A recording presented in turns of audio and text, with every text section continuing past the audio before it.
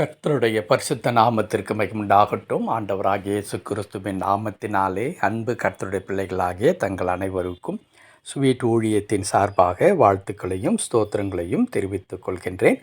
மத்தேயு எழுதின நற்செய்தி நூல் 6ஆம் அதிகாரம் 7வது வசனம். மத்தேயு 6ஆம் அதிகாரம் வசனம் 7. அன்றியும் நீங்கள் ஜெபம் பண்ணும்போது அஞ்ஞானிகளைப் போல வீண் வார்த்தைகளை அளப்பாதேயுங்கள்.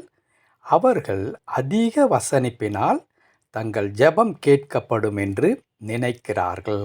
அன்றியும் நீங்கள் ஜெபம் பண்ணும்போது அஞ்ஞானிகளைப் போல வீண் வார்த்தைகளை அளப்பாதேயுங்கள். அவர்கள் அதிக வசனிப்பினால் தங்கள் ஜெபம் கேட்கப்படும் என்று நினைக்கிறார்கள். என் அன்பு கடவுளுடைய பிள்ளைகளே, நம்முடைய ஜெபம் இன்றைக்கு எப்படி இருக்கின்றது? அநேகர் ஜெபிக்கிறதை நாம் பார்க்கின்றோம். இன்றைக்கு யூடியூப்களிலே ஜெபத்தை நடத்துகிறவர்கள் ஆராதனை வொர்ஷிப் என்ற பெயரில் ஆராதனைகளை நடத்துகின்ற மக்களுடைய அந்த வார்த்தை பிரயோகத்தை நாம் பார்க்கும் பொழுது அதிலே அநேக எப்படி செய்கின்றார்கள் என்றால், ஒரு செயற்கையாக ஆர்டிஃபிஷியல் என்று சொல்லுவார்கள். அப்படி செயற்கையாக ஆண்டவரை அநேக விதமான வார்த்தை ஜாலங்களினாலே அவருடைய இருதயத்தை தன் பக்கமாக இழுத்து கொள்ள வேண்டும் என்று சொல்லி அவர்கள் பல விதமான உபாய தந்திரங்களை கை கொள்வதைப் போல இருக்கும். பலருடைய ஜெபத்தை நாம் பார்க்கும் பொழுது ஒரு பெரிய கூட்டத்திற்கு முன்பதாக அப்படியே மனதுருகி கண்ணீர் வடித்து அழுவதைப் போலவும் அல்லது உருகி நிற்பதைப் போலவும், ஆண்டவரே நீர் இல்லை என்றால் என்னால் ஒரு இமைப்பொழுது கூட வாழவே முடியாது ஆண்டவரே என்று சொல்லி அவர்கள் ஜெபிக்கிற ஜெபங்கள் என்ன நினைத்து கொள்ளுகிறார்கள், அல்லது தன்னை பார்க்கிறவர்கள் தன்னை கேட்கிறவர்கள் எப்படிப்பட்டவராக இவர் இருக்கிறார் என்கிறதான தோற்றத்தை உருவாக்குகிறார்கள் என்றால், இவ்வளோ பெரிய பக்திமானை நான் பார்த்ததே இல்லையே என்று சொல்லுகின்ற அளவிற்கு அவருடைய வார்த்தைகள் இருக்கிறது.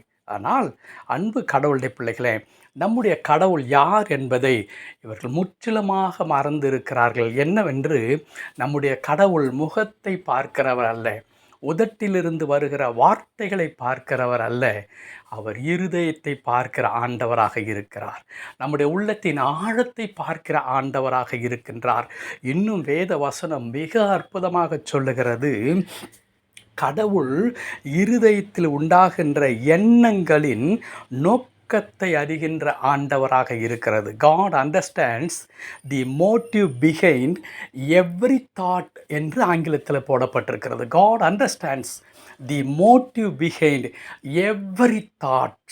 உள்ளே இருதயத்தில் ஏற்படுகிறதான வார்த்தைகள் அல்லது எண்ணங்களுடைய நோக்கம் என்ன என்பதை புரிந்து கொள்ளுகிற கடவுள் உதட்டில் பிறக்கின்ற வார்த்தையிலே எவ்வளவு தூரம் உண்மை இருக்கிறது என்பதை கடவுள் மிகவும் எளிதாக புரிந்து கொள்வார். ஆகையினால்தான் கடவுள் சொல்லுகின்றார், உங்களுடைய ஜெபம் அதிக வசனிப்பினால் கேட்கப்படும் என்று நினைக்காதிருங்கள். அநேகர் யார்? அஞ்ஞானிகள், அறிவீனமாய் இருக்கிறவர்கள் அப்படி நினைக்கின்றார்கள். அருமையான ஒரு எடுத்துக்காட்டை நான் மீண்டும் சொல்லுகின்றேன், பல முறை சொல்லி இருக்கின்றேன். ஜெபத்தை குறித்து பேசும் பொழுதெல்லாம், அவள் ஜெபித்தால் உதடுகள் மாத்திரம் அசைந்தது, சத்தம் கேட்கப்படவில்லை. ஆனால் ஜெபித்ததை அவள் பெற்றுக்கொண்டாள். அதற்கு அவளே காரணம் குறிப்பிடுகின்றாள், இதோ ஆண்டவரே, நான் குடித்து வெறித்து இருக்கின்ற பெண்மணி அல்ல, என் இருதயத்தை ஆண்டவரிடத்தில் ஊற்றிவிட்டேன். அன்னாள் ஜெபித்த ஜெபம் எவ்வளோ அழகான ஒரு ஜெபம் அல்லவா? அந்த ஜெபத்தில் வார்த்தை இல்லை, அந்த ஜெபத்தில் ஆண்டவரை அப்படியே உருகச் செய்கின்ற எந்த விதமான வார்த்தைகள் இல்லை. ஆனால் இருதயம் சுக்கு நூறாக கடவுளுக்கு முன்பாக உடைந்து, ஆண்டவரே உம்மை விட்டால் எனக்கு வேறு கதி இல்லை ஆண்டவரே என்பதை சொல்லாமல் சொல்லிற்று அவளுடைய இருதயம். அந்த ஜெபத்தை ஆண்டவர் உதாசீனப்படுத்தவில்லை.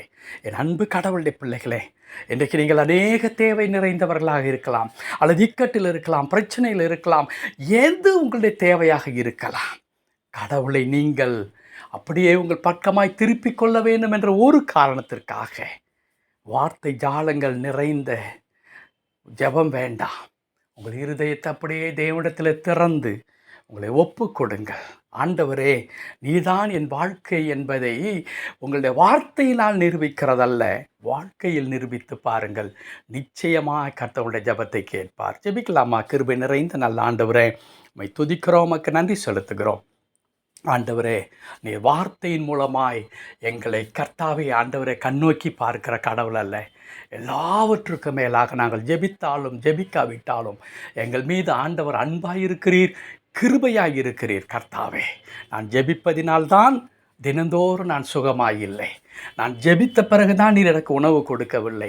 நீ ஜெபித்த பிறகுதான் ஆண்டவரே என்னை பாதுகாக்கவில்லை. நான் காலையில் விழிக்கும் பொழுதே உம்முடைய கிருபையினால் என்னை நிரப்புகிறீர் ஆண்டவரே. அந்த மாபெரும் கிருபை எங்கள் ஒவ்வொருவரையும் அனுதினமும் சூழ்ந்து வருகிறதற்காய் தோத்திரம். ஆகையினால் எங்களை அப்படியே தாழ்த்தி தம்முடைய திருக்கரத்தில் அர்ப்பணிக்கிறோம். எங்களை பொறுப்படுத்திக் கொள்ளும், சித்தப்படி நடத்தும். மீட்பர் நாமத்தில் பிதாவே. ஆமென், ஆமென்.